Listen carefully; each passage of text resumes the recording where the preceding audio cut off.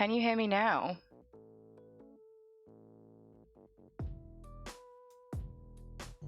Is it working now? It looks like it's working now. Okay, so I don't know what the heck is going on. I don't know what's happening.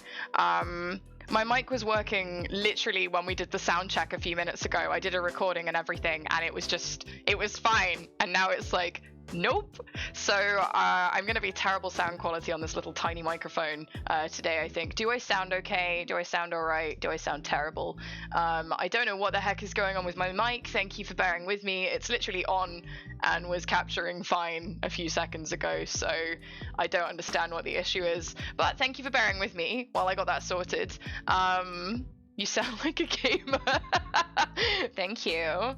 I'd take that as a compliment, okay? Let me know if I'm too loud at any point as well. I'm just gonna change my sound settings real quick in Discord so that the folks in fact, they should be able to hear me anyway. Yeah, that's super strange that it's just decided to be a problem, but it's typical. I was literally saying to our lovely guests just before I went live that there's always issues, there's always problems, there's always sound situations and internet dropping and cameras breaking and stuff. It sounds like we're playing games together. I love that. So we're just gonna have like a scuffed setup today. Totally fine, not a problem. Genuinely not sure why it's doing that, but it's all right. It's fine. No stress. As long as you can hear me, that's the main thing. And my captions have broken too, which is fantastic.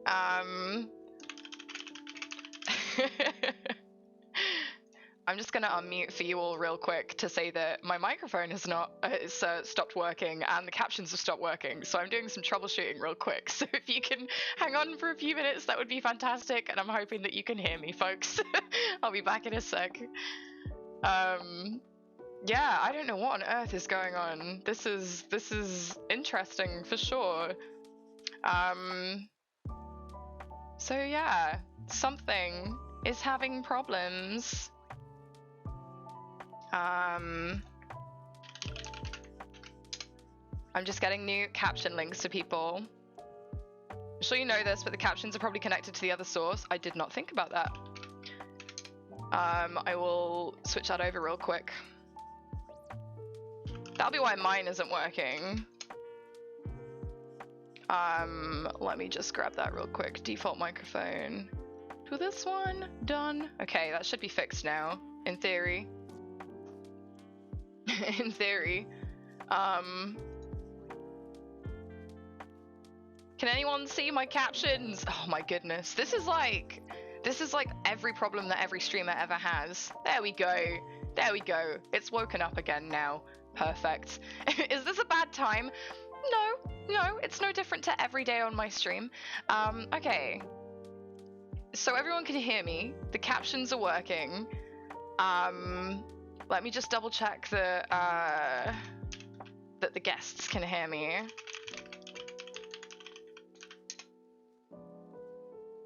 I don't know what on earth has happened.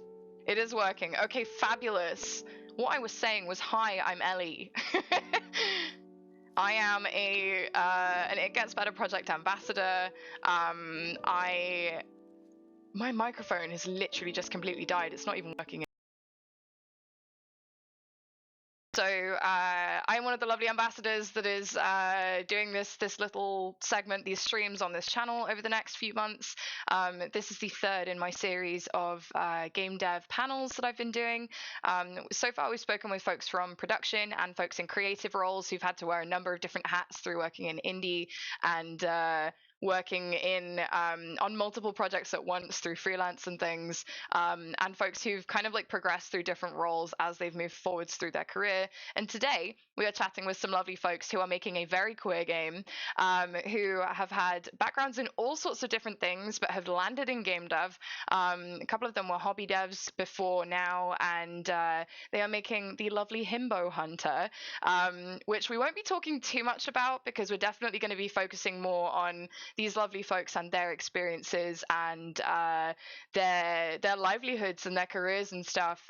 So feel free to submit questions in the chat. If you have any, as we're discussing things, feel free to throw those in the chat and I will pose those to them later. We will have time at the end of the session, at the end of the panel, to go over any audience questions and stuff. So yes, thank you all for bearing with me as well while I was getting all of that nonsense sorted. So just check that they're all ready to go. I'm really excited to have everyone on. And I'm really excited for you all to meet them as well. And do at any point, if I get really loud, because this is not my normal microphone, it doesn't have the normal filters and stuff, if at any point my sound goes weird, please let me know. Now the music has cut out. I do not know what's happening. What on earth is going on? Sulky, if I keep having tech issues, might not be able to do this. Okay, I'll fix the music while folks are introducing themselves. How about that? Okay. Hello, lovely guests. Can you hear me?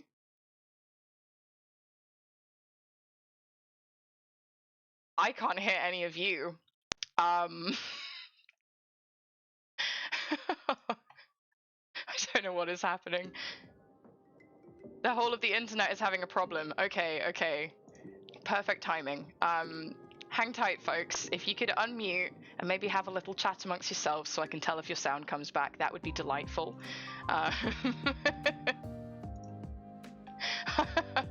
This is ridiculous. Let's talk about things. Okay, I've got you. Why did the chicken cross the road? Well, I'm just getting to the good part. I can hear you all again now, which is delightful. My music cut out, my mic cut out. We're having a day today, and also I now sound like a gamer because of this beautiful headset I'm using. So, can everyone in the chat hear our wonderful, lovely guests? Would you all like to say hello? Hello. Hello. It's been a long time since I had a stream with this many tech issues, so as we were saying before we started, like, it's very typical that this kind of stuff just happens and you have to fix it as you go. Everything is on and working. Perfect. Wonderful. Okay, so hi friends. Thank you so much for joining me today on the It Gets Better Project channel. I really appreciate you all taking the time to come and hang out here and answer some lovely questions and chat with the community and stuff. It's very, very much appreciated. I would love it if we could go around and say hello to everybody, and if you want to like introduce yourselves, let folks know what your pronouns are, tell us a little bit about you and what you do and anything that you think might be relevant to let these lovely folks in chat get to know you. We'll go like around my screen, so I guess Monica is first if you want to say hello to folks. I'm Monica. I am original from China. I've been in America since I turned 18, and my pronoun is she, they. I identify genderqueer, and I'm also bisexual. What I do, I have a background in like film and TV, but right now I'm working as a game designer. Yay. Noah, how about you? Right, my name is Noah. My pronouns are she, her. I'm a composer based in Boston, working mainly in indie games. I'm currently working on Himbo Hunter and a couple of other indie projects that I can't say too much about at the moment. So I also teach at ThinkSpace Education. They're a UK-based master's program in media scoring, and I also co-organize Game Audio Boston. Yeah, that's it for me. And Radiant, how about you? Hello everyone, my name is Radiant G, my pronouns are he, him, his. I am the creative director, producer, and character artist for Himbo Hunter, as well as the site lead for a new worker-run minority-majority games journalism site called Press Space to Jump. Thank you all so much for joining me. As you've just heard from those wonderful intros, folks, these lovely people that we have here today are a group of immensely talented people with incredibly varied backgrounds and career trajectories and stuff, and I'm super excited to dig into like what you've been getting up to a little bit and let folks get to know you and sort of like how they can not necessarily like follow in your footsteps, but do things like make super queer games. So yeah, I'm not sure where we should start and who would like to kind of go into maybe a little bit about Himbo Hunter and the kind of things that you're doing on that project. Obviously, it is still in production, folks, and I would like to do a little disclaimer that Himbo Hunter is a 17+ game due to the content within it. But as you heard, the folks here have worked on a bunch of different things, so they have lots of different projects and stuff to check out beyond that too if you are not over the age of 17. But yeah, so Himbo Hunter is in development currently, and there's a Twitter page currently, right? And that's where you can get all the up-to-date info. Who would like to jump in and let us know a little tiny bit about the game so that people know what sort of like queer magic you're creating in the gaming space? Maybe Radiant as project lead.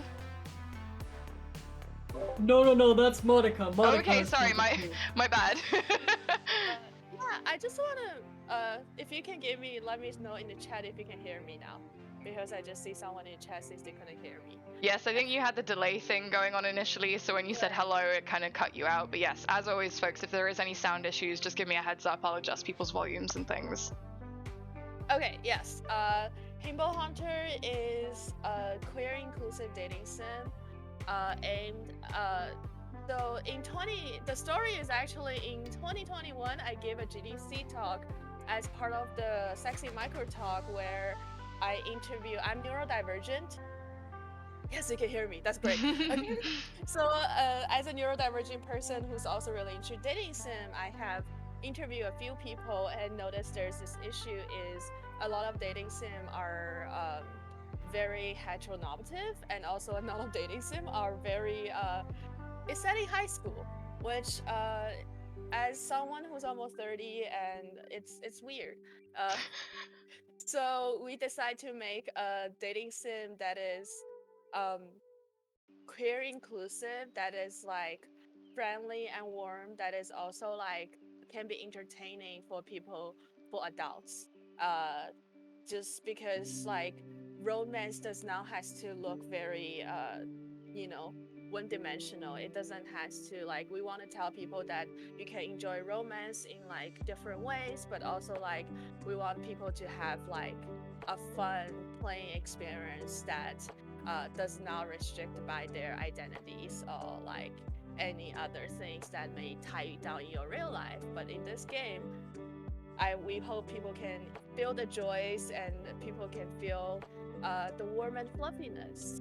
Like, yes, so that's Himbo Hunter. It's such a wonderful thing that we've actually brought this up multiple times on like these episodes before, but I'm always happy to talk about this kind of thing.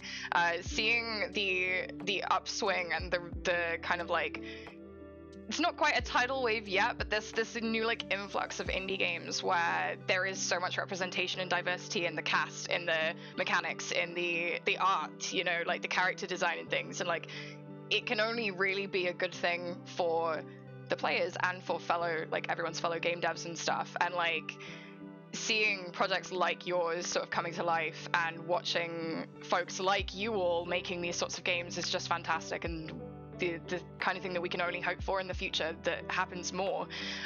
Is there anything in particular, this can go to anyone basically, is there anything in particular that has inspired you as a game dev to be making these sorts of games? Is it based around the fact that you yourselves are part of the LGBTQIA plus community?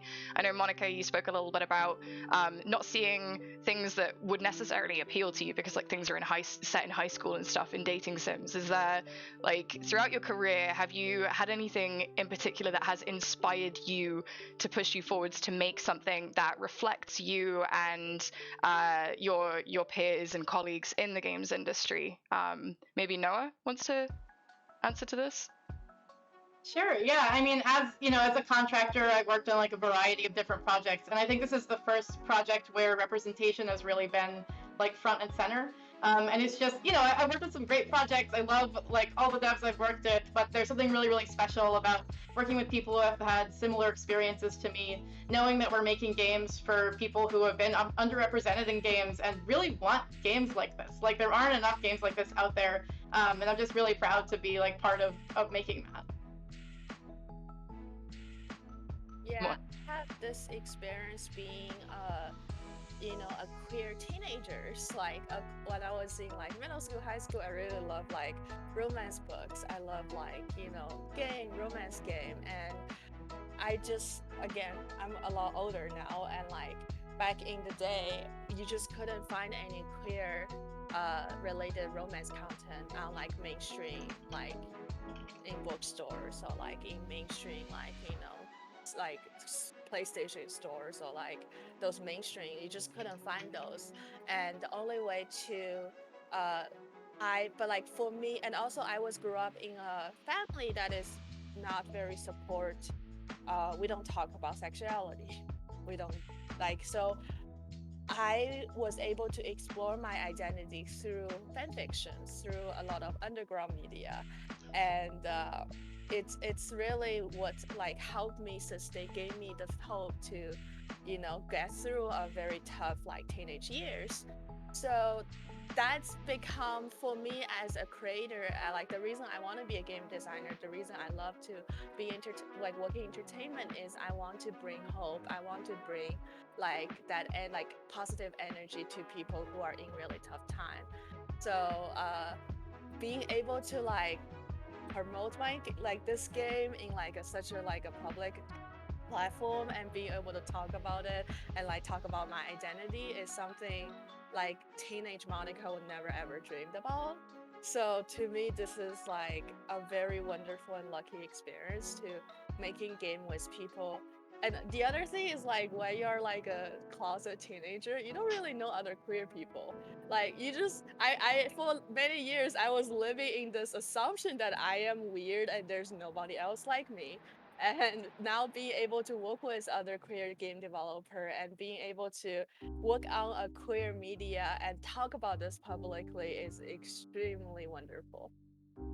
I love that for you. Reclaimer in chat has said that she definitely headcanons the player character as older in quite a few games because she just wants to play a character close to her age. So the fact that we are seeing like this upswing of people making older player characters in romancing sims is like perfect. I love it. But I love that you've taken so much from your personal experiences in the past and kind of like pivoted into games to make that a reality for yourselves and for others. Radiant, was it similar for you? Well, I would say that it was kind of a different journey for me. I have been making games by hobby since I was 7 years old. I always loved it. I played my first video game when I was 4. I used to make card games on index cards and things like that, and then once I hit middle school, I started to program and things like that. But I mostly made platformer games for all of my teenage years until I was 19. I discovered visual novels, and I thought to myself, wow, this is an amazing way to tell a story. And it was also the time in my life where I was finally coming out of the closet. So it was this perfect storm of, oh, I'm discovering this genre that has a lot of queer representation right now, and I am, coming out as not a cisgender heterosexual person. So it was really tied into both my journey as a queer person and my journey as a game developer to say, you know what, I've played this genre, I love it, and I want to give it a try. And from there, I actually did start to, I taught myself Ren'Py from the ground up, which is a visual novel game engine. And I started making my first visual novel games, and I did some for college before I started doing them industry-wise. That's amazing. It's honestly always so inspiring to hear people be like, oh, I saw this thing in media that like wasn't, it was close enough to me to give me that little nugget of like, oh, that's kind of cool, like fan fiction and like visual novels and stuff that people like us, like you, have made. And then you've gone, wait, I want to do that too, or like maybe I could push this further. And like seeing that and seeing folks like you making this is awesome. So the fact that you've been doing it for so long and you were like, hey, how can I make this more reflective of me, is like awesome too. So what's like the thing that you've been most proud of, Radiant, that you've worked on? That could be like maybe something very, very tiny, something very specific that has kind of jumps out at you from your career, or it could be like an entire project. Like, what is the thing that you are most proud of, maybe as a human being, but also as a queer game dev? Well, honestly, the really simple answer to that would be to say Himbo Hunter. I love what I'm working on so far. This project has just been so liberating in so many ways, especially being the character artist too. I'm designing so many wonderful, flamboyantly queer characters, and I can't wait for y'all to meet the cast of the game. But if it had to be something that I've already worked on, it would probably be my capstone project that I did in my last year of college. I made a character creator with diverse options and randomization options, and it was really cool. I did continue the project after college, but right now it is on indefinite hiatus, which who knows what that means, but I do want to take a look at that again in the future, and who knows? That's amazing though. What was it specifically about that? Was it the fact that you made it so that everyone could feel represented within it that makes you the most proud of it, or was it simply the amount of effort and workload that went into something that you solely created? You know, it's a little bit of a mix of both. I really like how many diverse options were in there. I do want there to be more options in there if I do get it started up again. But in terms of the amount of work that went into it, you know, I did pretty much everything except for the background art. I did all the code. There's so much code in that thing. I really worked hard, and I got great marks on it too. So it's definitely something I'm proud of. How about you, Monica? Is there anything in particular that's made you exceptionally proud to be a part of a project, or something that you kind of had, it was your like baby as you worked on it? Like, is there any particular project as a whole that maybe you're super proud of? Hey, so like this past CDC, Radiant is also on a panel. I organized this talk about neurodiversity, because one thing from my years of working with LGBT work is this idea that there's a lot of people who are being labeled as others by the society for many different reasons. And full disclosure, my degree was gender study, and I've been working with a lot of inclusion stuff. And then when I joined the game industry, I was really surprised by how lack of diversity the industry had. And consider like this is an industry where like a lot of people from different like marginalized background find solace and find like happiness in video game. And so I'm really proud of like the stuff, like the conversation I help inspires through like the neurodiversity talk, and like the ways like to be like, I work with IGDA Foundation, I work with like many different people, but it's just like this idea that you can be different, and this industry in as a whole should thrive on people who are different. Like you don't want very samey like non-creative people in this industry. You want people to be comfortable be who they are so they can do stuff. And so like there's a lot of stuff like in my day job, I work for like a AAA company, and a lot of times I have to be like this queer representative in a team and be like, there's a lot of queer audience. You need to like introduce this feature, and it's definitely worth. And like being able to like be that person to be like, I'm different, but I can make this work, and I want to be like I'm I'm like example that you can be different, you can be marginalized, but you can still find a job you're happy about. I'm not rich or anything, but I'm happy. I love my job, and like I'm just really proud about this fact because as a queer teenager, I went through a lot of difficult time. I didn't thought I have any future. I didn't it was very hard for me to imagine that I can get a job like in the future and like be vocally queer and be out and be like respected as someone who's non-binary. And so to me like those are the stuff I'm more proud of them than like any actual development work I've done. That's honestly so wonderful because like I mean, as queer folks in games, I'm sure we are all very aware that it often falls to people like us to be that diversity and equity and inclusion like manager almost as like an extra role on top of your role, and that sucks and that shouldn't be the case. But the fact that like you've made such a difference while doing that and had the energy and the drive to do that because you didn't see that is amazing. And you really should be really, really proud of that because that's awesome. The fact that you're not only pushing for like queer representation in games, but neurodivergency and things as well. And like just in general, just seeing more diversity, like you say, we don't want homogenous devs making homogenous games, do we? Because that's how we lose all variety and all everything that's interesting. We'll just get the same stories, the same character designs. We've seen it happening. So yeah, it's wonderful that you take such pride in that. Like that's amazing. Noah, how about you? Is there anything in particular that you are like specifically very proud of?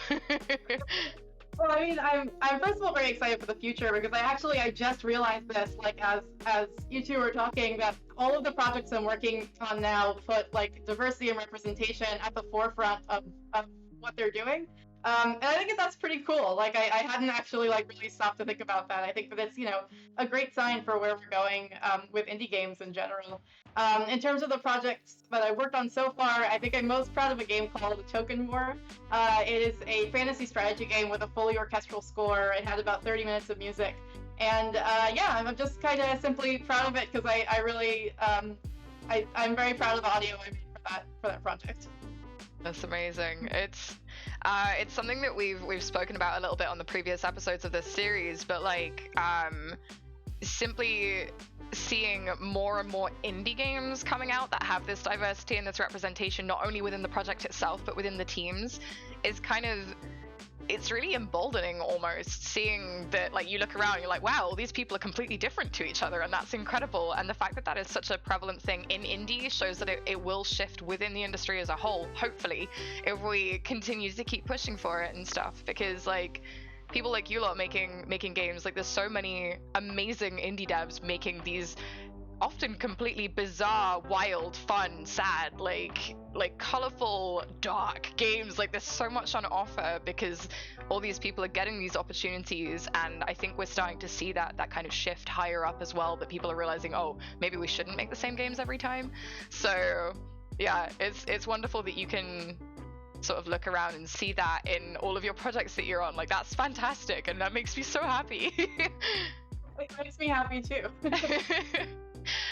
Is there anything in particular that you have kind of like felt more empowered by working with a queer team, a diverse team, an inclusive team?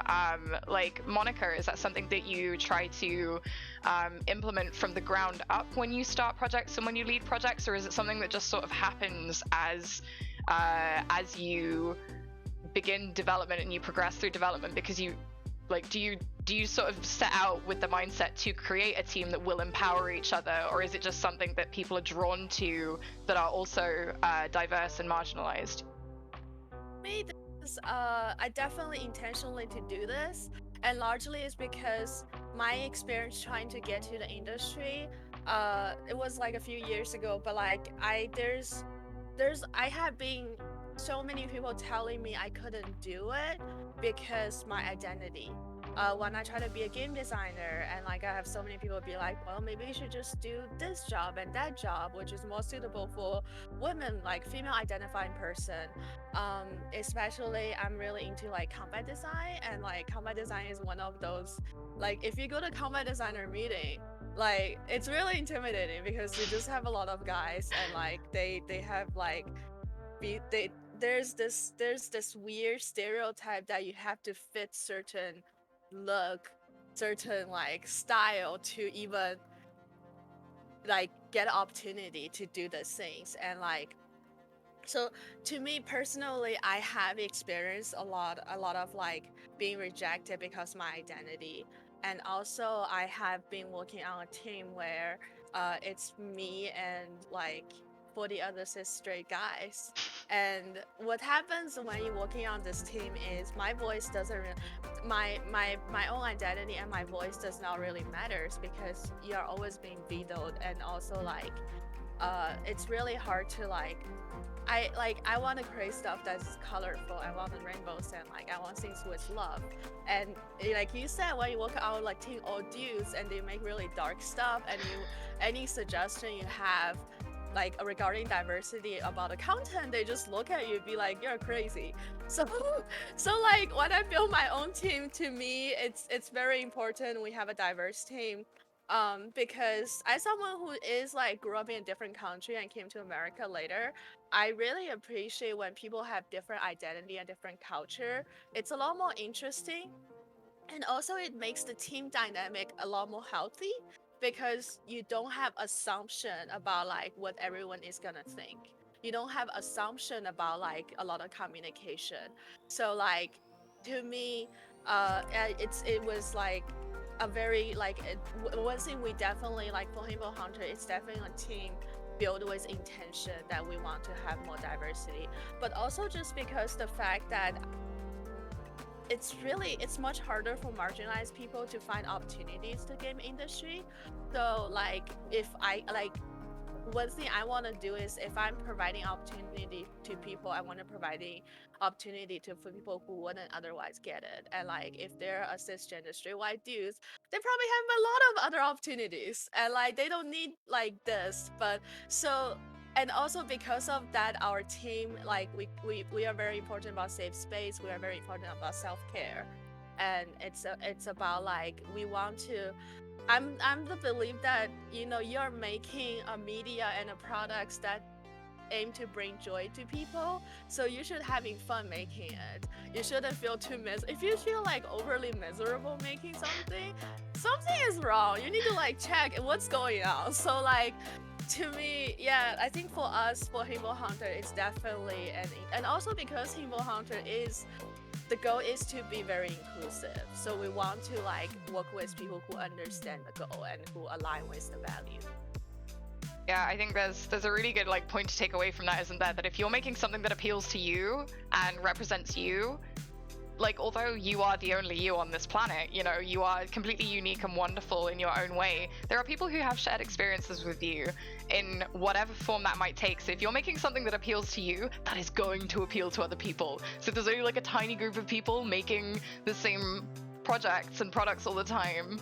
You're missing this whole chunk of people who could find representation in what you're doing, which is amazing. But you just made me think, Monica, when marginalized folks in particular are trying to get roles within the industry and things, you said like you try to give opportunities to people who wouldn't necessarily get them normally. I speak for myself and also people that I know who've gone into the industry who are marginalized. We chronically undersell ourselves. So if you are in the chat right now and you do want to get into games and things, please do not undersell yourself, because there are a lot of people who get these opportunities who will just feel like they can just stroll into jobs and have that confidence in yourself that they have. Like, why should you not get this? Because there are people like this lovely lot who want to give you that opportunity. So make sure to seek those out and don't undersell yourself because you feel like you're not deserving of something, because you absolutely are, and you can make amazing things with amazing people like this. So yes. I've completely forgotten what my earlier question was. because that was like such an amazing point. It was about empowerment, wasn't it? Is there anything Radiant in particular, working within like a team of diverse and marginalized folks? Is there anything that empowers you by being surrounded by these people? Oh, 100%. Honestly, it's night and day, because when you are on a team where there's so much inclusivity and diversity, you don't have to sit there fighting for the bare minimum. Like, I've been in situations where I need to fight to keep, the one queer relationship in a story. But when you're in a team that is queer, that can just be a baseline. Yeah, of course there's queer relationships everywhere, but what else about these characters? What else makes them thrive? It's just one of those amazing things where, you don't have to make it a fight. It's not a hill to climb over when people don't make it that. Like, people are like, oh, the fight for diversity and stuff like that, but it doesn't have to be a fight if you're in a place that sees you for you. And it's not questioned. Yeah, that's definitely a huge part of being surrounded by people that are not even necessarily share experiences with you, right? It's literally just having people with so many different experiences that it's no longer a battle or something that needs to be challenged. It's, yeah, why not? Let's just get as many of these different experiences in as possible. So is that something that in particular you felt empowered by on Himbo Hunter, or is that something that as you've done like previous projects and things that has been the case for you?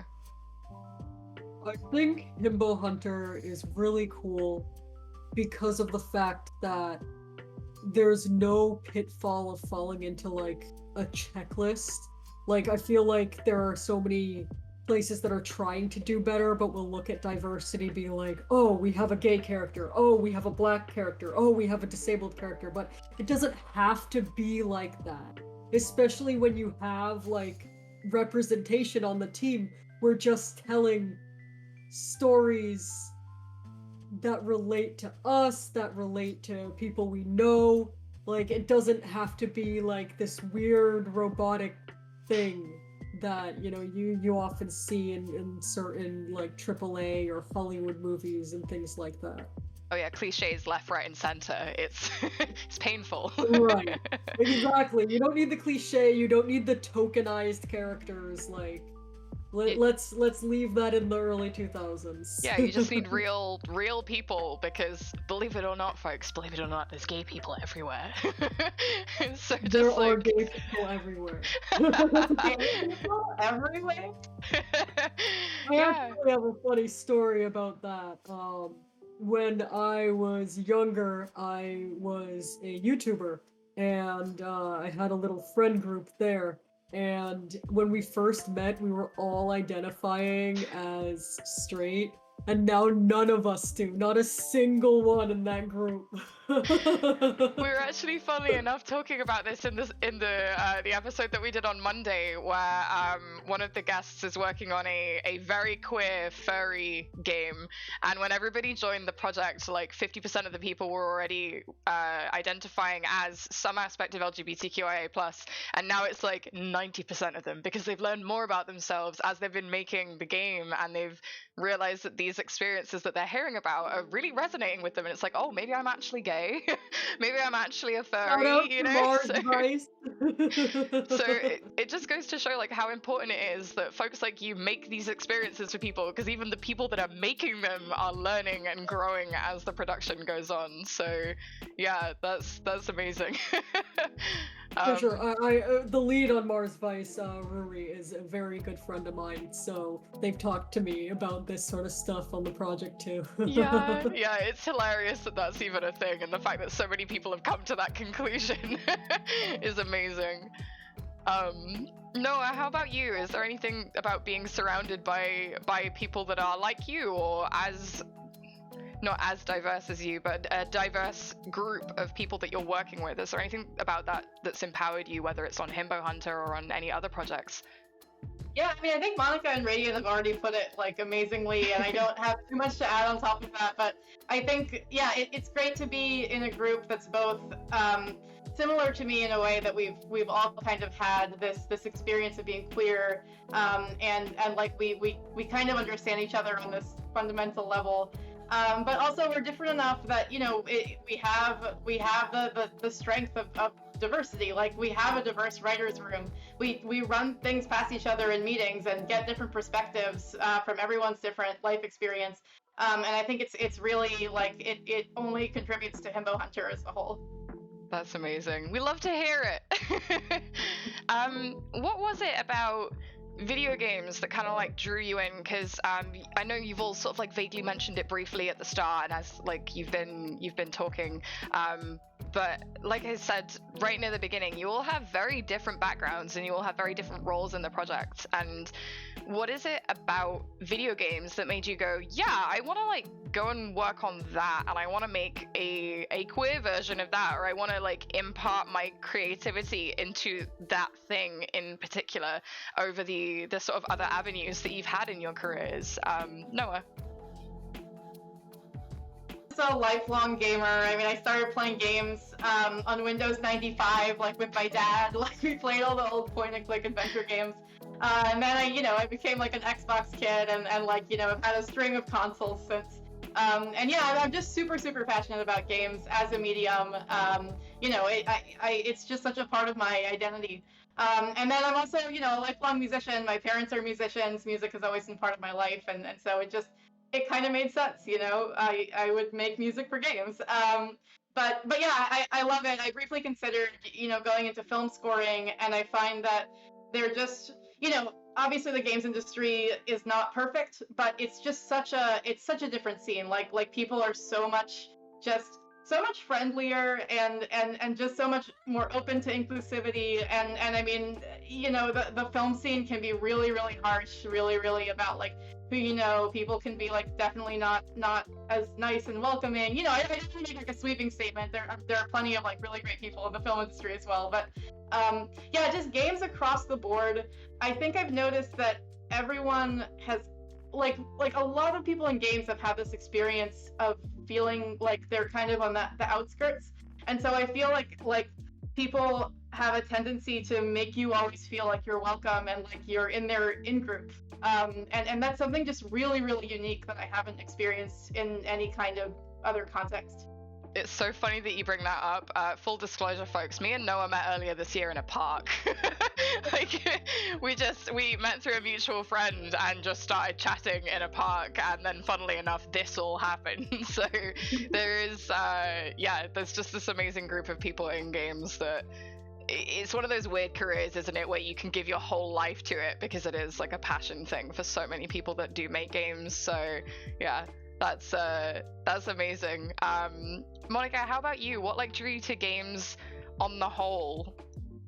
Yeah, actually, like I think like when we talk about LGBT like experience and like marginalized experience, I think there's something like very special about video game. Like I used to do art, I used to do like theater and films. I was an actor, and it goes both way. Both as a creator, when you're on the stage, you're looking at the audience, you don't know if they get it. Sometimes I'm like, do you really get it? Like, and like I would do like art in gallery, and then you'll have like rich people wearing suits, wearing like sipping wine, and judge the stuff I do that is about like marginalized experience. And it always feel like there's a witness like perspective in a lot of passive media. Is sure, I'm reading about like I'm watching a movie about like a queer experience, but that's someone else. That's like, and my mom will say like, Monica, you're like that's TV, so like that's and what American do, so you can't do this. So like a lot of like other media from my experience, it always feel very lonely and segregated. It's like there's the audience part, and then there's the media part versus video game.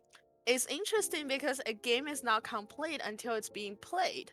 Like I can make a wonderful game, but if nobody plays it, it's kind of defeat the purpose and the value of the video game.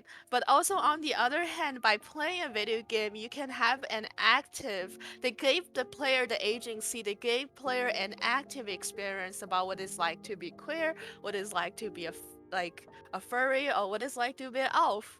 And like it's this like active engaging of player fantasy, um, that is just like, as a creator, as someone whose whole life goal is I want to bring like joy and like fun experience for people, video game is just, it answers a question I've had for like decades.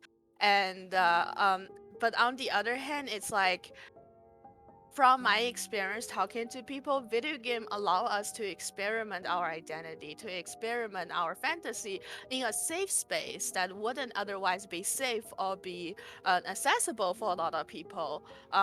But through video game, you are able to experiment. You are able to play around. You're able to like just feel for a glimpse what it's like to be someone else. And so like I believe video game is what's like, on one hand it's like it's just really fun. Designing video game, like creating playing video game is really fun, but on the other hand it helps like bring the community together.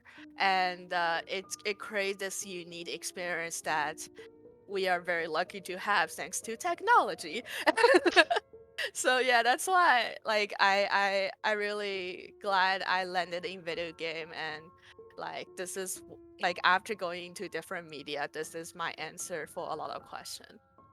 Every time I come away from these panels, I'm like, oh my god, it's so inspired right now. Like, it's genuinely so wonderful to hear people that share similar sentiments to me and a lot of other folks that I know in the games industry. So, yeah, thank you for sharing that, because you're absolutely right. Like, a game is not complete until someone plays it, because it's an interactive experience. And the amount of people that I know, myself included, who have played a video game, like we just said, and come to a conclusion about themselves because they've been able to try something new, is just, it's phenomenal that is even a thing that we can be a part of and we can help people do, you know. So Radiant, you kind of mentioned a little bit that you've always been into making games, really, like since you were very young. But what was it in particular about like video games that sort of drew you to it over? I know that there's different things, like visual novels are still video games and things like that. But what was it that made you kind of want to do more things like Himbo Hunter, like dating sim type things? Well, I'm gonna bring fan fiction back into the conversation because I really explored a lot of my identity through fan fiction, as well as I was in the convention scene before I was professionally in the industry because I'm a cosplayer as well. So I started cosplaying at 19, around the same time I was coming out of the closet. Cosplay actually helped me come out of the closet. So that's been a really amazing part of my life. And in terms of that, you know, working its way back into the industry, like when you're getting into the industry, it helps to already have con experience. So that made the transition into the games industry easier for me than it might be for someone who hasn't been going to these conventions. I definitely had a smooth transition from being an attendee at PAX to, you know, being a speaker, being an exhibitor, being a media personnel. So I think that was a big part of it. So in a way, just me being a nerd helped me get into That's my exactly career. how I did it too. You Is know, it? that's how you gotta do it. Yeah. Was there a moment that you can remember where you were like, yeah, this is what I want to do for a career? Um, you know, it's funny that you say that because it kind of happened by accident. I don't really think there was a big aha moment where it was like, yeah, this is what I want to do with my life. I'm just like, hey, I've been doing this with my life for so many years now. Why have I not monetized Oh it? no, monetization of hobbies. Oh no. Okay, but in all fairness, I love doing this, and I'm glad that I ended up here. And being in the games industry, I mean, it's not always easy, especially as a marginalized person. You know, I've faced a lot of trials and tribulations, but there's also been a lot of good. and I'm gonna give a shout out to both Monica and Noah for being part of that good. I love working with y'all on Himbo Hunter. I love working with the entire team. As the producer, I'm the one that schedules our meetings and stuff like that, and I meet one-on-one with these people every Wednesday. We go through all of the stuff that we're working on. I assign the work for, following weeks, and it's always a joy. And every meeting is a little bit different, and I've learned how to work with so many different types of people. It's just been such a wonderful experience. That's amazing. We did have a question in chat from Sulky that I was going to ask in like the audience question bit at the end, but it feels like it kind of fits in here quite nicely. Sulky has said, what are the differences you've noticed from like your previous careers and the things that you've done before now when it pertains to inclusivity versus working in games? Is there anything in particular that you can pick out that is not even necessarily radically different? I know, like Noah, you mentioned about like how the games industry is just much friendlier than a lot of other industries. Is there anything that more kind of with regards to inclusivity that you can think of that makes the games industry stand out a little bit more or differs from previous things that you've done? Yeah, I mean, I can't speak too much about the film industry. I, have anecdotes from friends, and I've gone out to LA and like met film people and talked to them about what their experiences have been like. But yeah, I think that there's a big difference in who is in these industries and the mindset that they have. Because I think that games are really unique because they're such a young industry. And I think things like film, it's such a it's kind of an old boys club, and it's changing at glacial pace, but it has a lot of toxic things ingrained in it. This very like pay your dues mentality, that tends to push out people who can't just like move to LA and hang out and bring people coffee for 10 years for no pay or whatever. So you get a very specific kind of person who has the privilege of getting into this industry. Typically people who aren't from marginalized backgrounds, like immediately just gain a lot more recognition and respect.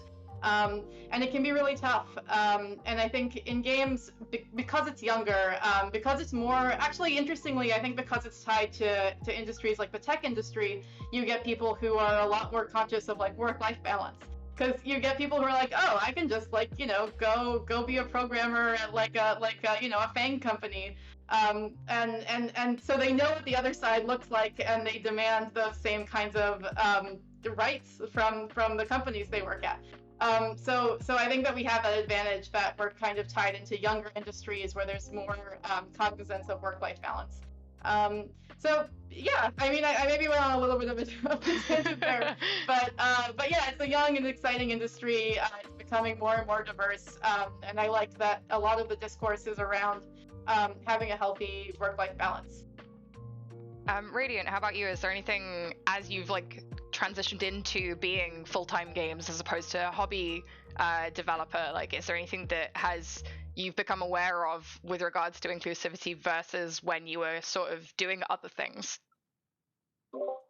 I'm not gonna say necessarily inclusivity, but I've learned to respect myself in terms of what I'm worth.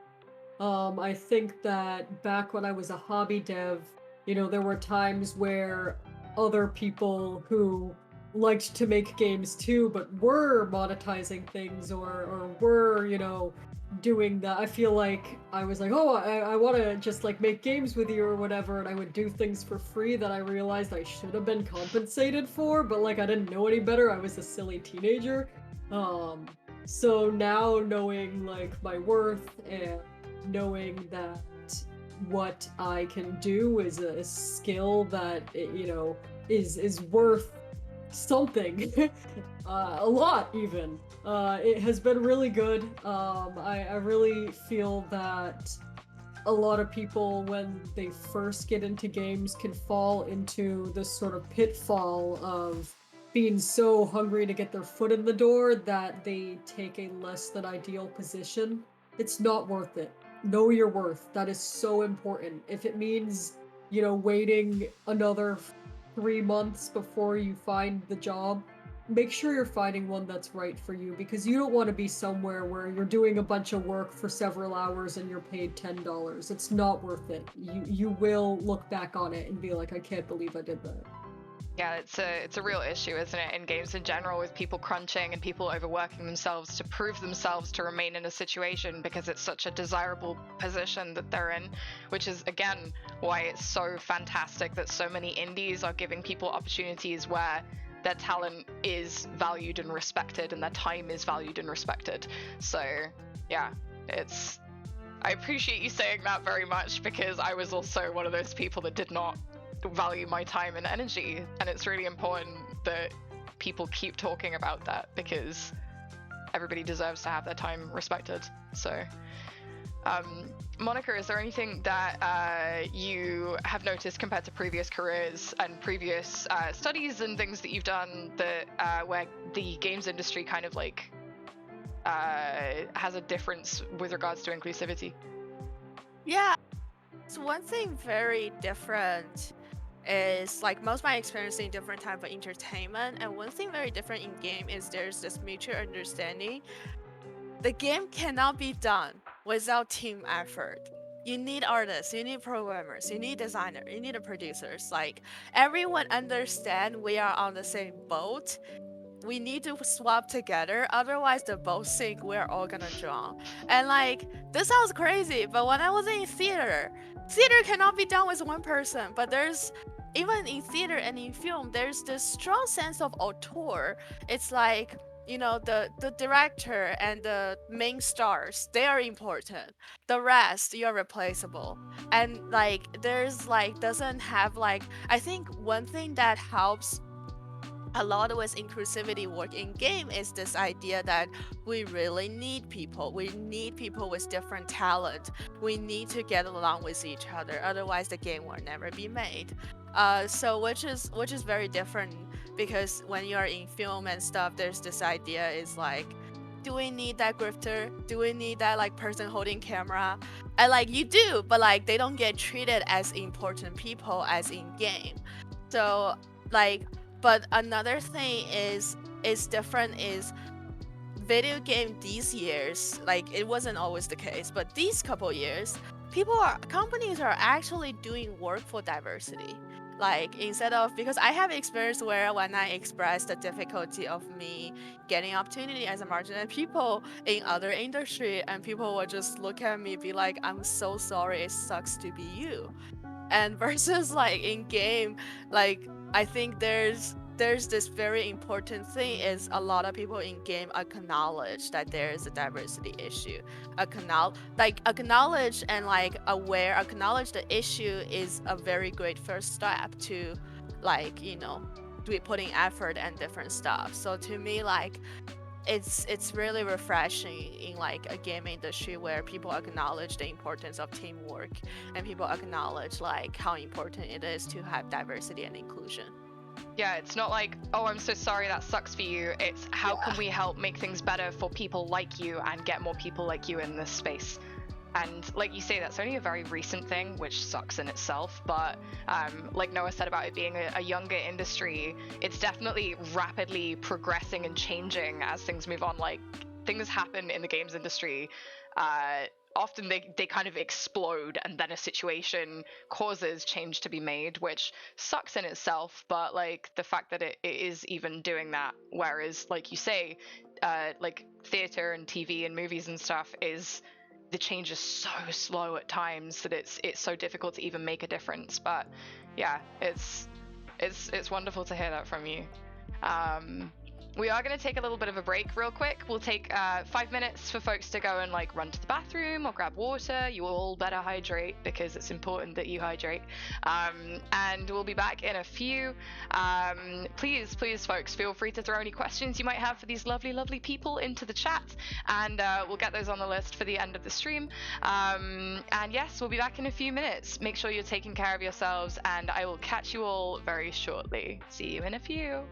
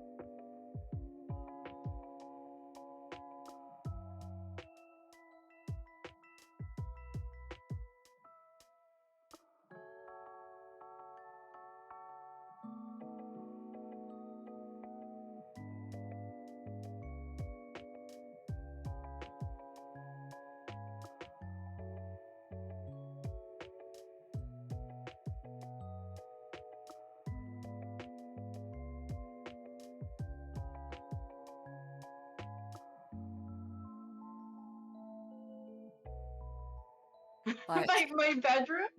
yeah, it's so clean. I like my bedroom is like. I have a That's cat my. now. We've just been Yeah. invaded by cats. That's what's happening. So we've switched back Yeah. over so that we can show you all the cats that are occurring. Did you hear about Monica's cat? I'll let you know.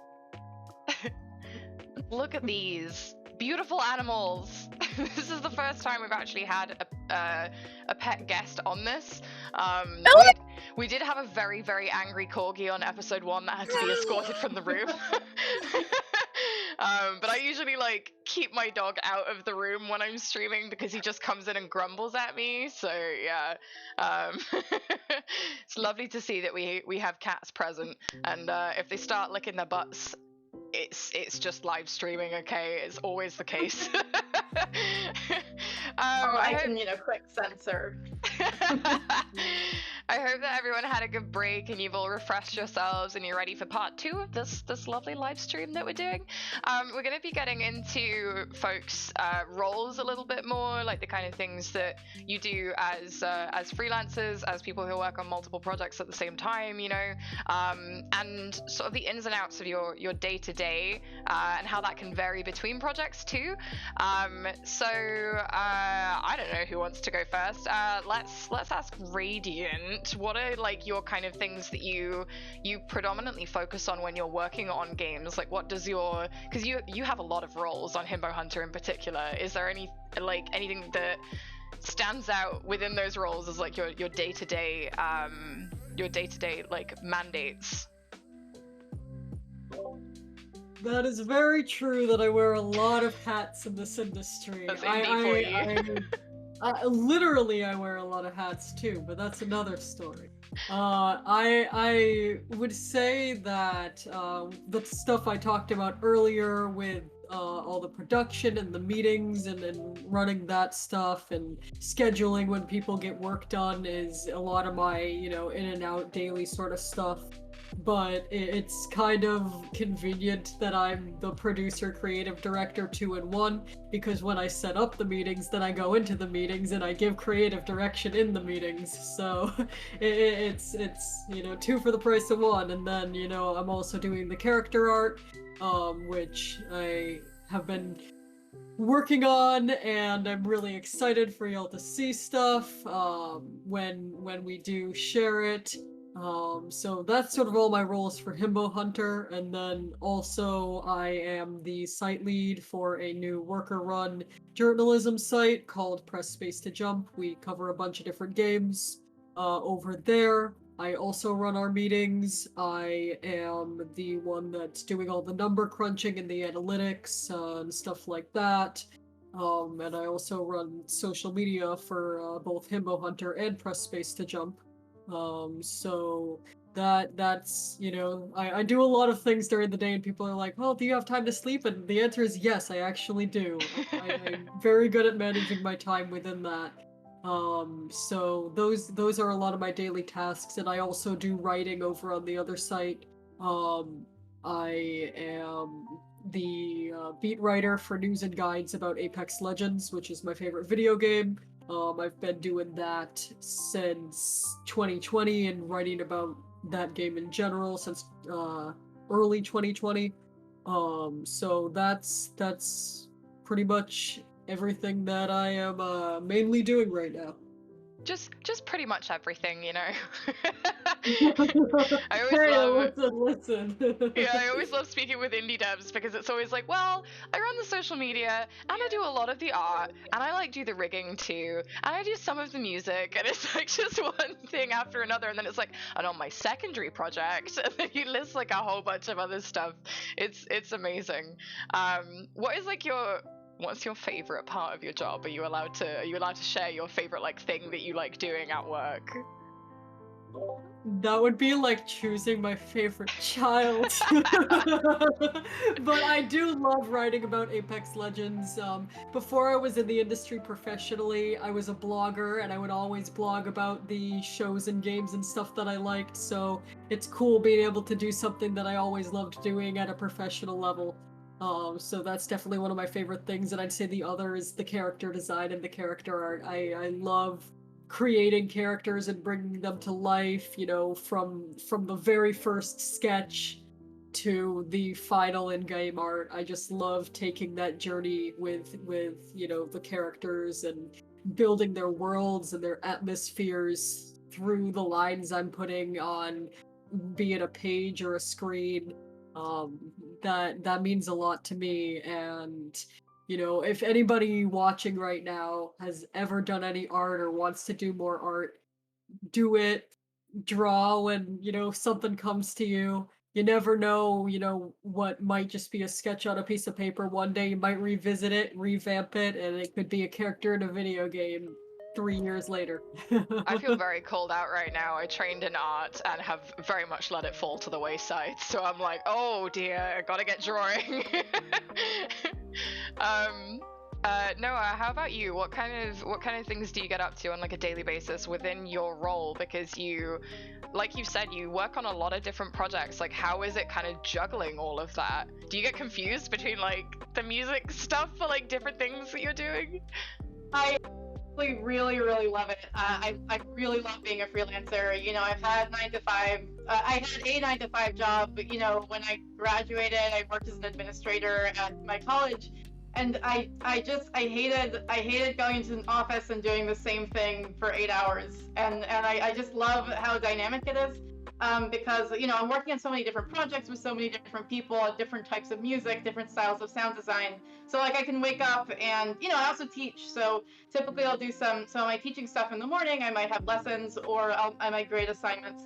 Then I might make a sound effect for one game. I might start the music on another game. I also have an asset pack company with a friend, and I sometimes it's not glamorous, and you need to do some accounting, or you need to like update your website, or write some metadata. But I actually oddly enjoy those things. But I'm just weird. But yeah. I really, really love that I can work with a bunch of different people every day. It's really, really my favorite part of it. I'm also like really involved in my local community. So because I run Game Audio Boston, we're often like bringing in speakers, planning what we're going to talk to them about. Just talking to people in the community, running the Discord server over there. And yeah, I just kind of love to be involved in all this different stuff.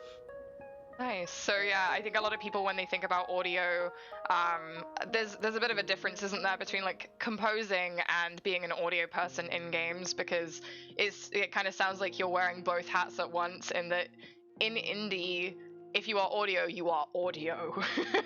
Yeah, generally. Exactly.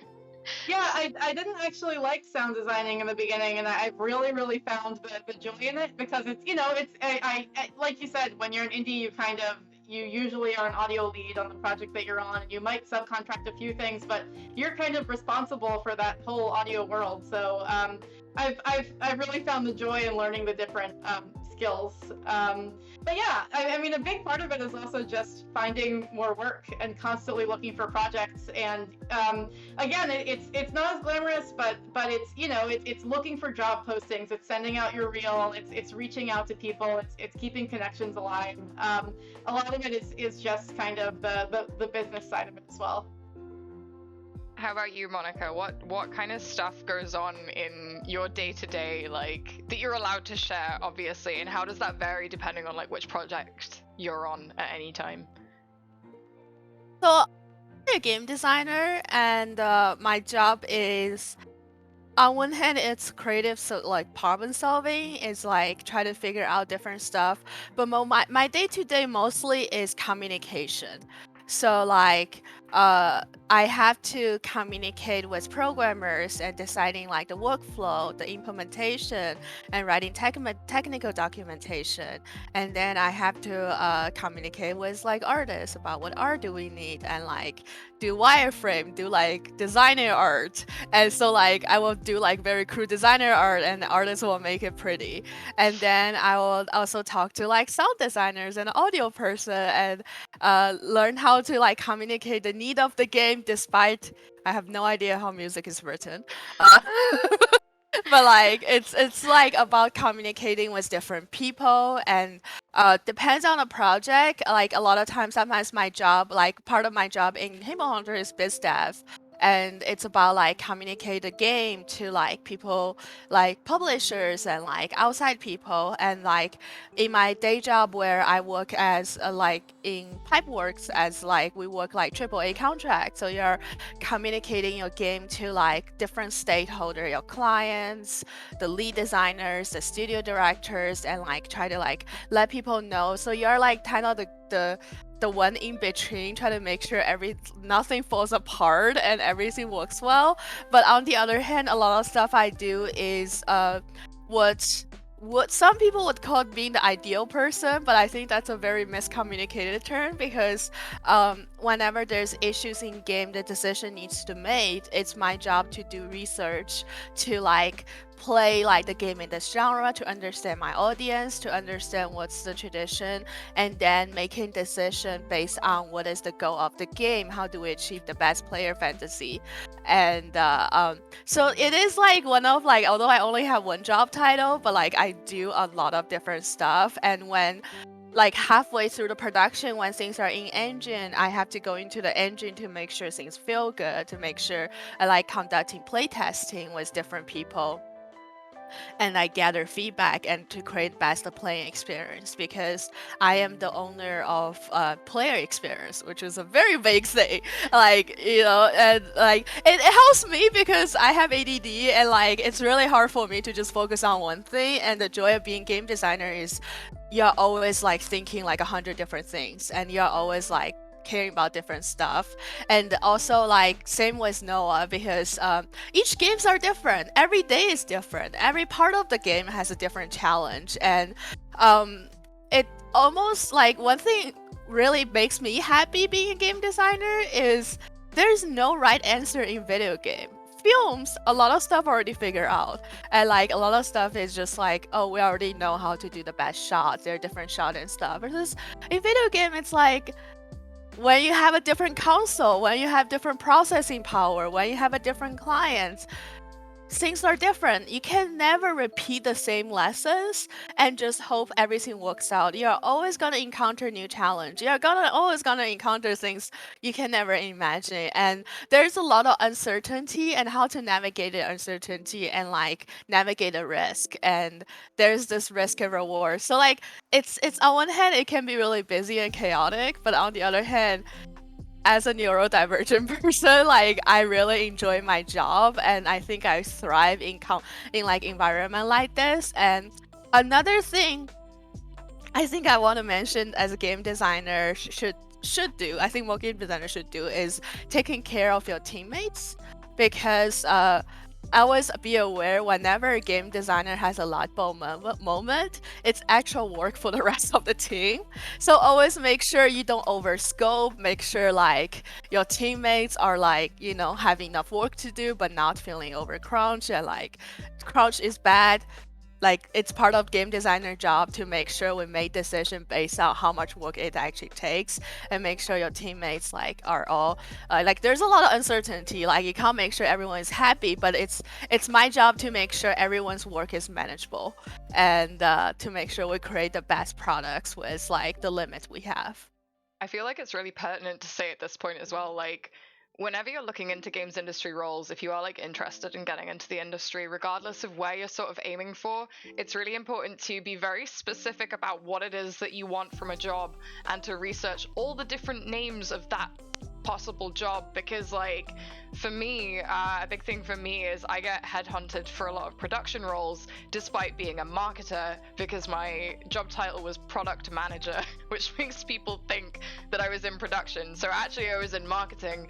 And you mentioning that you're a game designer, I think a lot of people think it's like, oh yeah, they design the levels, but that's not necessarily the case, especially in indie. So it's I guess an important thing that I wanted to flag for those of you in chat that might be potentially like looking at getting into games and you're interested in stuff. Make sure to do your research, make sure to see what aspects of it is that you want to focus on. Maybe you want to be an artist in games, but does that mean you want to design the characters? Does it mean you want to do the concept art? Does it mean you want to design textures to be put onto things? And especially in AAA versus indie, those roles become so much more specific, that it's very much worth finding that niche that you kind of want to go into and working outwards from there. So yeah. Yeah.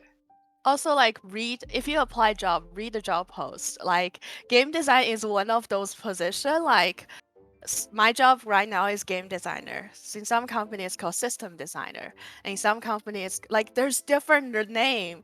And, like, there's just, like, and sometimes it's, like, there's the same name, but in different company, it means very different things. So, like, just definitely read your job post before you apply and always make sure, like, and sometimes it's definitely worth, like, sometimes if you don't know, just like ask the recruiter, be like, exactly what is this job do? Yeah, it's like, am I actually going to be working on the game with this? Like, you know, I know a lot of folks that are like budding game devs or trying to get into the games industry that will look at a job role and be like, oh, that's not for me. And it's like, no, actually, you should probably read that and like check the job description and work out if you have the skills for it. And in the same kind of vein, if you find a job that you think you want to do and you don't have the skills, read the job description to work out what skills you need to acquire them, and like work on your own stuff, like take courses, try and get into mentorship programs and things. Like, do what you can to sort of establish if this role is actually for you, and it's okay if it's not as well, and it's okay if you have some interviews for things and you decide that that's actually not what you want to do. Like, it's more important to find your kind of thing than rush into it.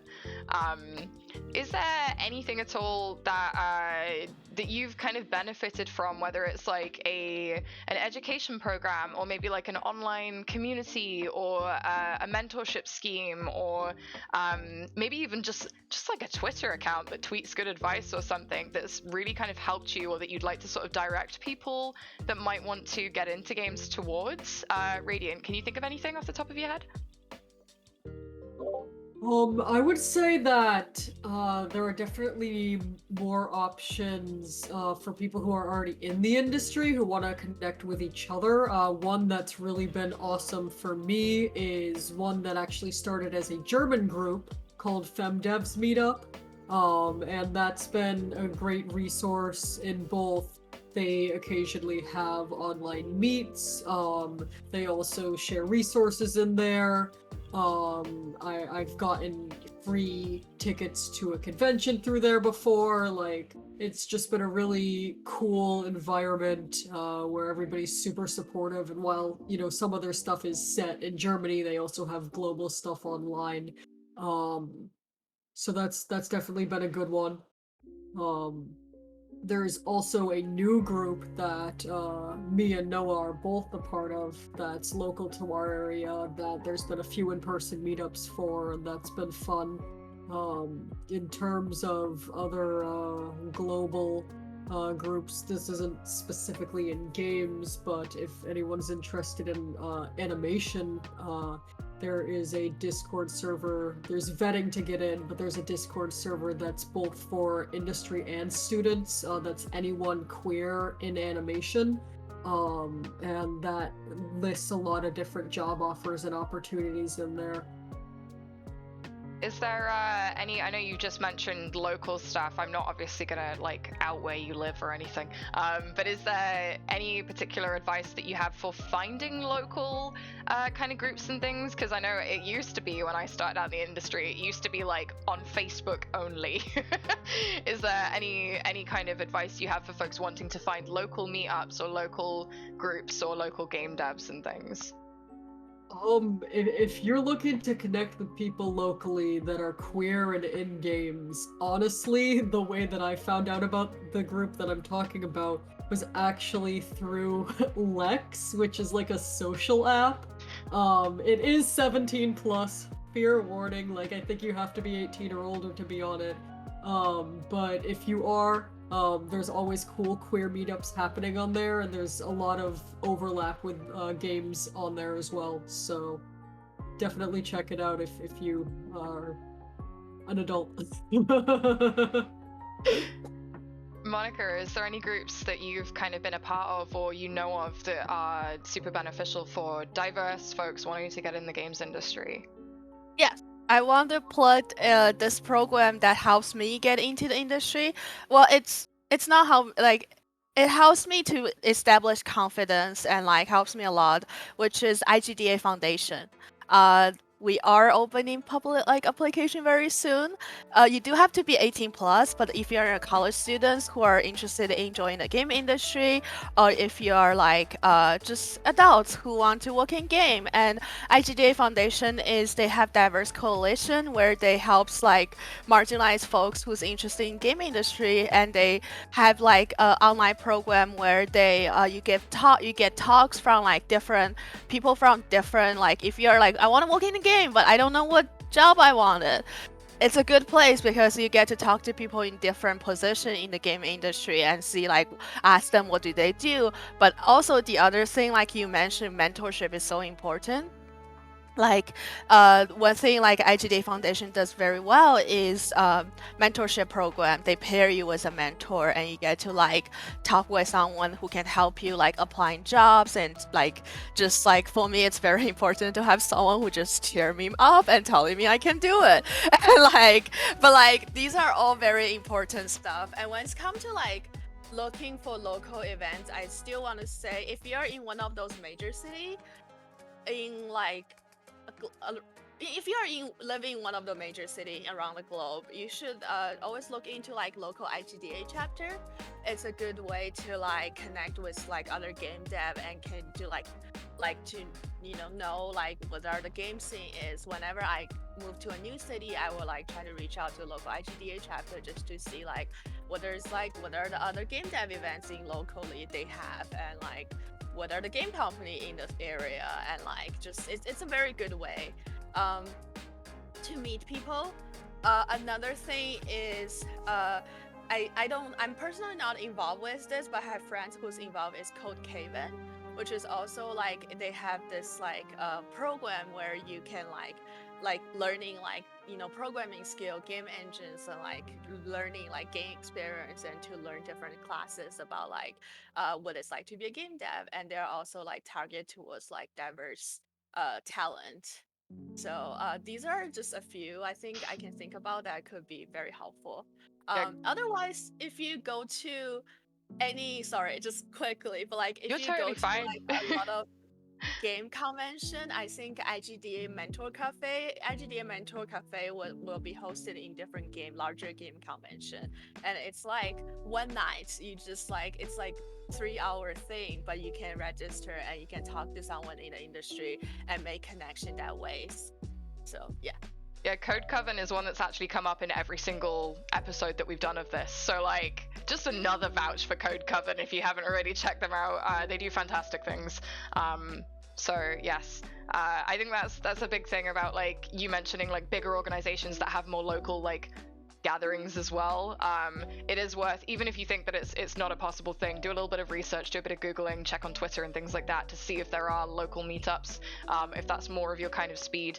And a lot of these bigger organizations do mentorship programs as well, specifically for more diverse applicants, for lack of a better way of putting it. You do have to apply to these things and you will be provided with a games industry mentor, which is super cool. So do keep an eye out. There's a lot of local and global versions of that. So yes. Noah, how about you? Is there anything that you've used or can think of that can be beneficial to either young queer folks wanting to get into games, or people who might already be in the games industry and just getting started out? Yeah, I mean, I think I can continue to list, Discord servers. There's a lot of really great servers out there. But I think, like you said, the important thing is to kind of look for the communities where you live. Obviously, there's communities that are totally online, and you should join those. But getting involved in kind of your local scene can be really, really powerful. And I kind of recommend trying to figure out what are the servers for that. Do they have meetup pages? Are they on Twitter? Just try to find the local indie scenes where you are.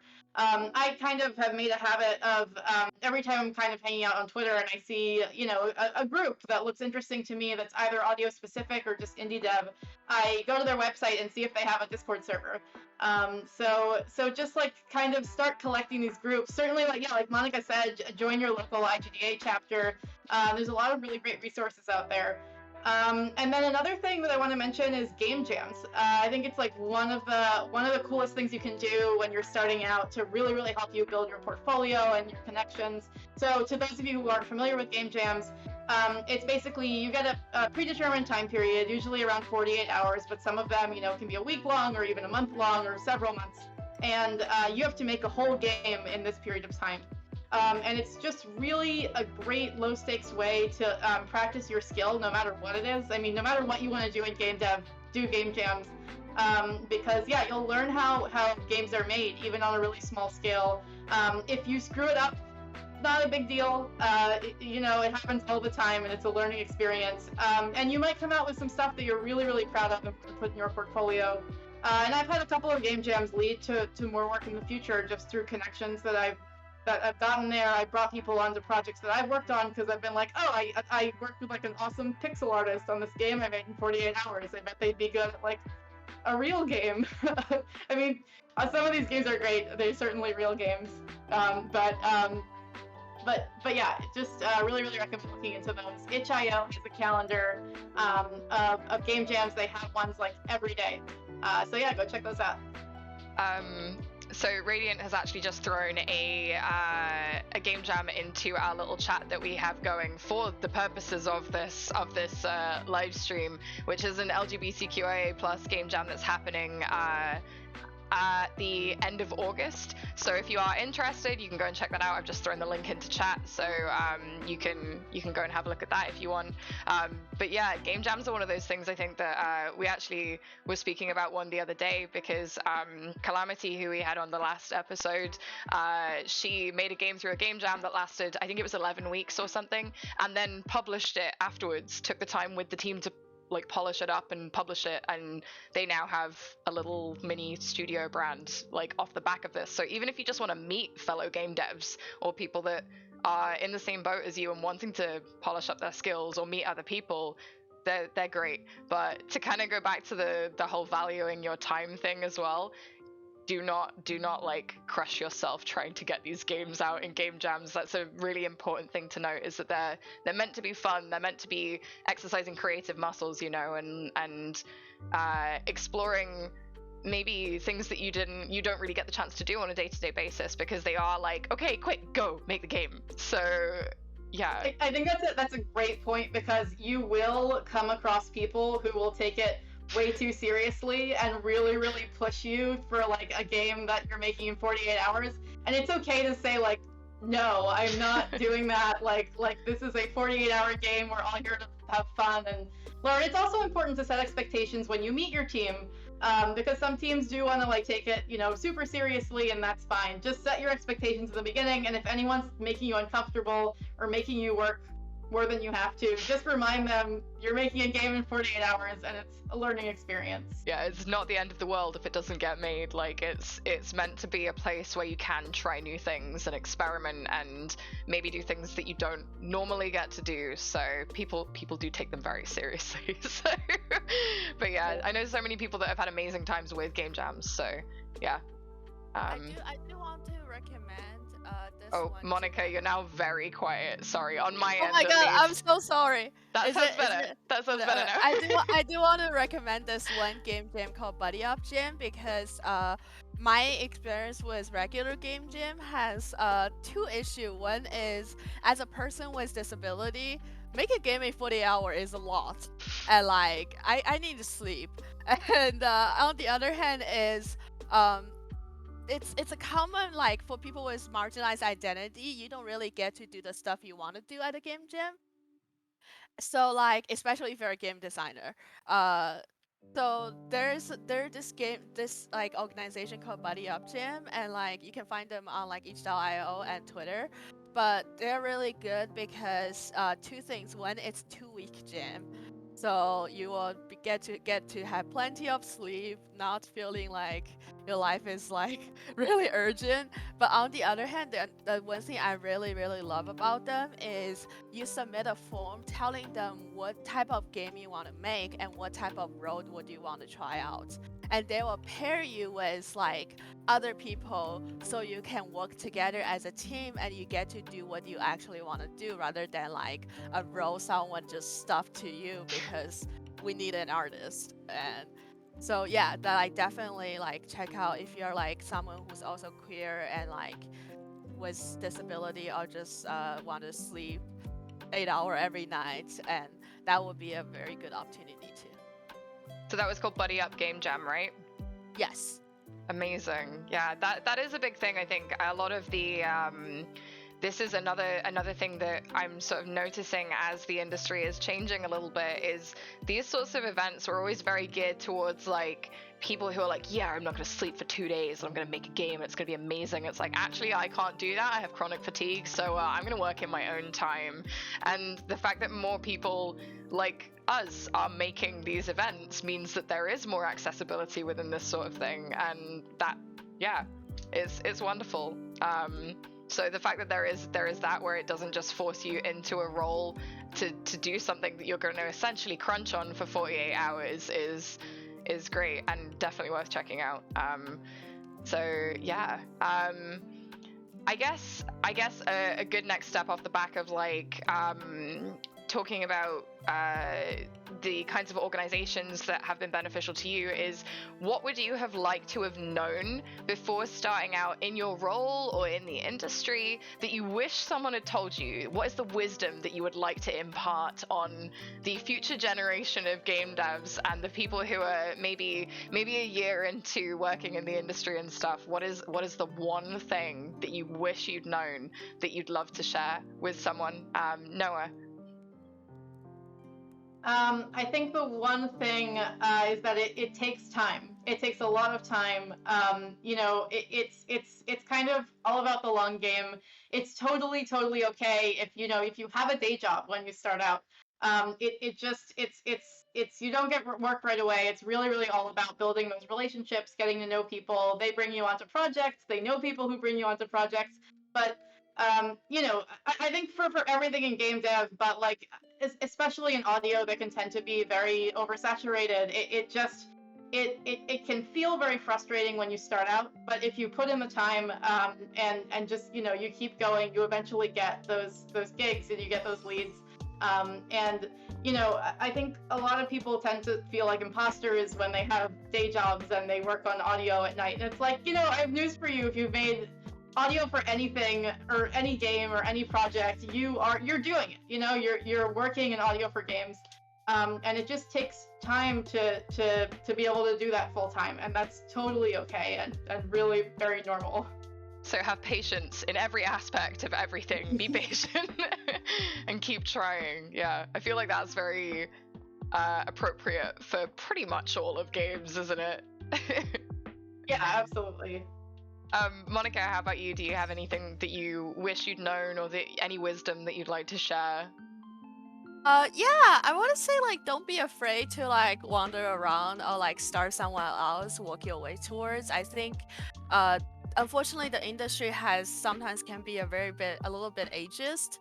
Just be like, oh, like, because you keep hearing like those stories about someone who like just success overnight, who's like 21 years old and like genius game dev, but like for like a lot of people it takes a little bit longer for us to find where we want to go. And like for me, I started as QA. I have worked in many different positions before I become a game designer. So like, don't be afraid to like wander around a little bit, and like your life experience will contribute to your success as a game developer too.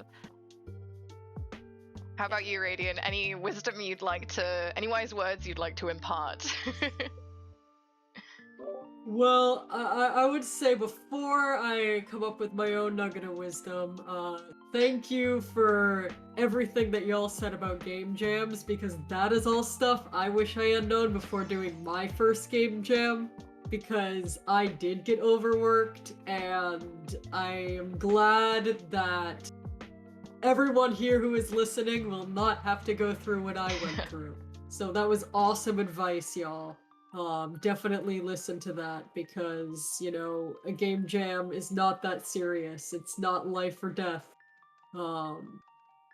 In terms of my own nugget of wisdom, I feel like something that I wish I knew earlier is that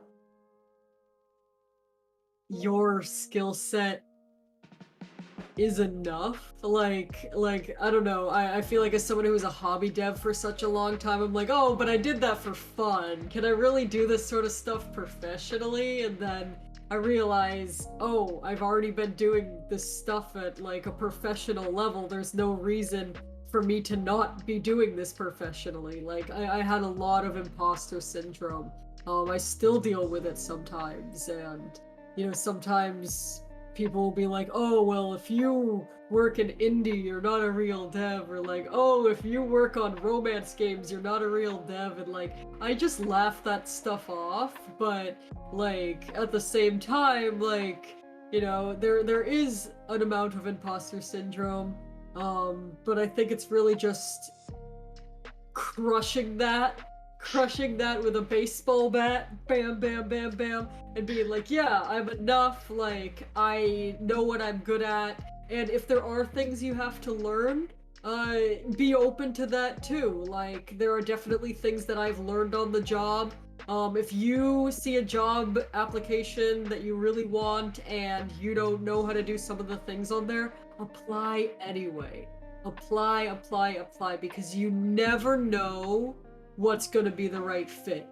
You might apply for a job that you've never done before and get the job and love it. Like, just go for it. Apply for the job you want. I think off the back of that, it's really important to share that you will probably not get the first job that you apply for in the industry.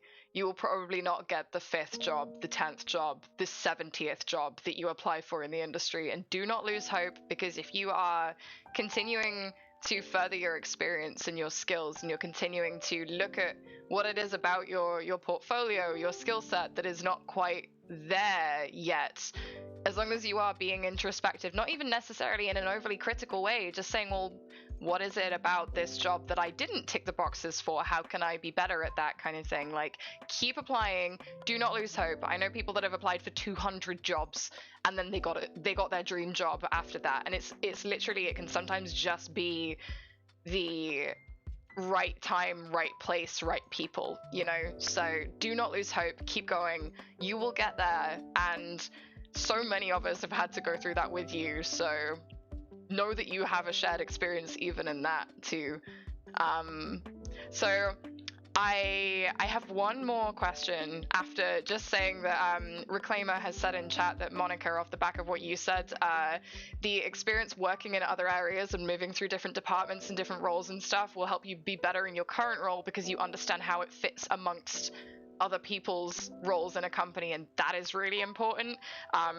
My partner is a writer in games, and he has a stack of books when he's in the office. Obviously, he can't do it from home, but he has a stack of books that he keeps on his desk that people are welcome to come and take and read themselves about game writing to understand how narrative fits in with the rest of production.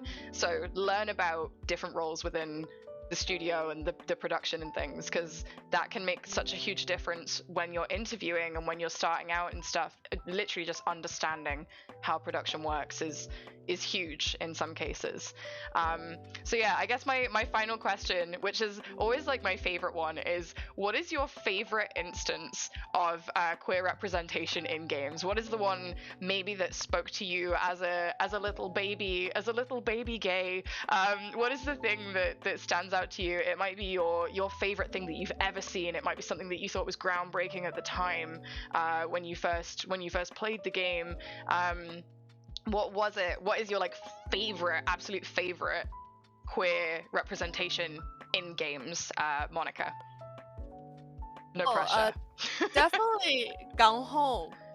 I remember I didn't know there's queer representation in game when I played that game, and like when it first came out, and it was like just like you're playing through this game, and I have an inkling what's going on, but like it wasn't confirmed until like the end of the game, and there's like different. I was playing with my friends, a different speculation, and then when like they have this acknowledgement, and also it's just like a very similar experience. I didn't run away from my home, but like I had a very similar experience, like being a teenager, like dating same gender, and like having like my family like have all these like fight with my family, and like so thinking about like moving out by myself, although I didn't have the guts to do it. But like it was just like one of those early game where they it's and it helps, like it's also a very critical acclaimed game. So it was this idea is like you can have a game about queer relationship that gets so many rewards and gets so like such like love from like people from like all kinds of background. So yeah, to me like Gone Home definitely have a special spot in my heart. I love that. Noah, how about you? I think my favorite example of representation didn't come when I was a baby gay. It came as a very mature gay 2 years ago when I played The Last of Us 2. And Yes. yeah, because I just like I played it and I'm like, oh my god, I am like controlling and playing a character who like represents me. And I don't think I'd ever really experienced that before. I think that I just kind of took it for granted that most games that I play are going to ask of me to put myself in the shoes of another like cishet like white man. And like I just it was great to play someone who I felt like represented me. And this isn't to say that representation stops at like, you know, cis white lesbians. Like we need to keep like making games that you know other people can play, like everyone can play and feel represented in, and that's part of the reason that I'm so excited to be working on Himbo Hunter, because I really want people to play it and see themselves in the characters. That's amazing. I also like, although I'm not a lesbian, I'm bi, just seeing like Ellie being Ellie in The Last of Us 2, I was like, yeah, let's go. Because she's just she's so badass in everything that she does and like fearless, and having that where it's not even such a huge part of her character, it's just there, is phenomenal. So yeah, I feel that even though I can't necessarily identify with it, it was awesome. Radiant, how about you? What's your favorite representation of queerness in video games? You know, while I was listening to the others talk, I was sort of racking my brain.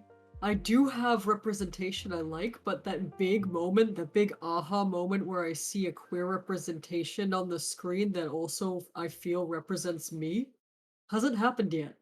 Oh And really? yeah, I don't necessarily feel like people like me have ever been represented in games. I'm sure there might be like some indie games out there where it has happened that, you know, I haven't played, but a big moment like that, like they don't really make characters in games that are like me. And part of the reason that I'm really excited about Himbo Hunter is, you know, I do spoiler. I do have, you know, a character that I feel will tick that box for me.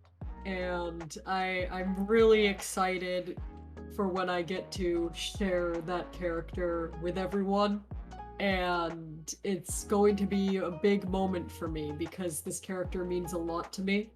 And it's gonna be my big moment. You know, sometimes if you want something right done, yeah, you gotta do it yourself. And that's sort of how I feel. In terms of smaller representation things that have sort of felt part of me, the scene in Final Fantasy VII where Cloud Strife wears a dress, that was really awesome. That was very on brand for me. I plan to be cosplaying that outfit in the future. So that's definitely up there. And then also Damien Bloodmarch from Dream Daddy. Queer goth fanfiction lover. That's great. I think you're absolutely right. There is a lot more representation happening, but with regards to people actually seeing themselves, there is still a long way to go. And it's partly down to people like you making these characters and these scenarios and these narratives that are reflective of your experiences, that is going to create that moment for other people, which is just the best. And I really hope that we start to see more people that like you can see yourself in, and more moments that are reflective of your experiences and things, because like you say, there might be like little nuggets that are reflective, but not necessarily anything that is you. And having like, I hope that comes sooner for you rather than later, because it means that the change is happening and there is more diversity present in what we see in our media. So yeah, I was just thinking when you said about the cloud scene in Final Fantasy VII, I was thinking about the storyline in Breath of the Wild where Link dresses up in more femme attire to get into a city, and like that was a huge moment for so many people. So, but you're the first person that's mentioned Final Fantasy VII in a similar kind of way. So I'm excited to see your cosplay of that as well. But yeah. Shout out to my friend who I am commissioning a wig from for that. It's gonna be really, really nice. I'm so excited. It's gonna have the clip-on braids and everything, so I can do the normal version and the dress version. It's gonna be great. Incredible. So I guess we'll sort of head towards wrapping up. I will give you all the chance to plug whatever you'd like to plug, share where people can find you online and things like that.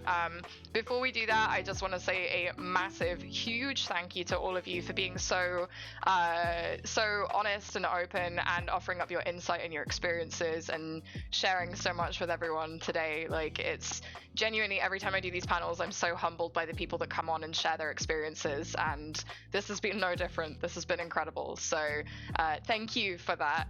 It means a lot. So I guess we'll go round like we did at the start so that you can all sort of say your goodbyes and plug your things. Monica, where can people find you online?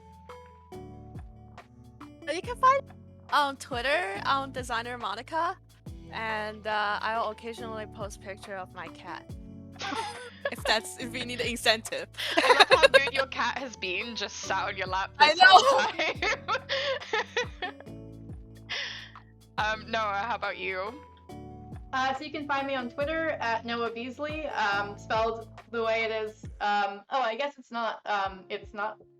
All the Twitter handles should be in the title of the stream, so if you want to catch up with everyone and follow people, it's all in the stream title. So yeah. Awesome. So there you have it. Yeah, in the stream title, that's my handle on Twitter. I often post music that I'm working on and talk about projects that I'm involved in. If anyone is interested in audio, feel free to come to some Game Audio Boston meetings. We have them every month. They're on Discord. They're open to everyone, no matter where you're located. So you can follow Game Audio Boston on Twitter, and we post about our meetups every month. And how about you, Radiant? Anything that you would like to plug, and where can people find you online? Yeah, for sure. I'm very active on Twitter at RadiantG_. And in addition to that, I talked about it earlier, but my new worker-run games journalism website, pressspacetoJump.com, definitely check us out. It is a very new project. We're so excited to be working on it, and you can also follow our website on Twitter at press_to_jump.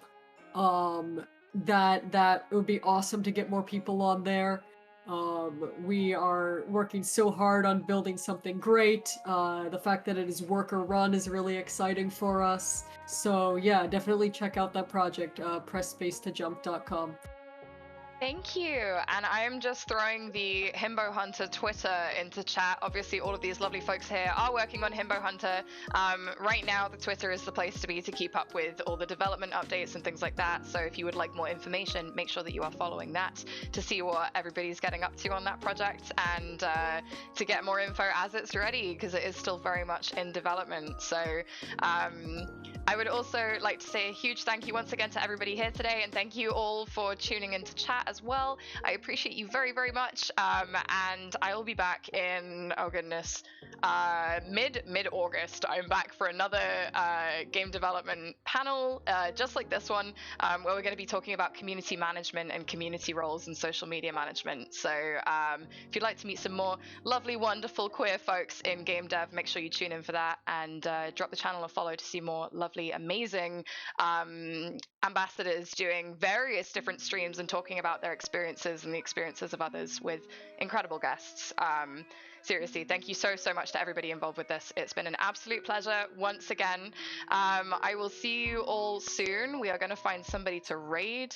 So I'm just going to mute myself in the call so this lot doesn't have to listen to me waffling trying to find someone. But thank you all so much again. I don't know if you want to wave while I change it over or what. Thank you so much for having us. Yes, thank this was you, really seriously. great. It's been amazing. Okay.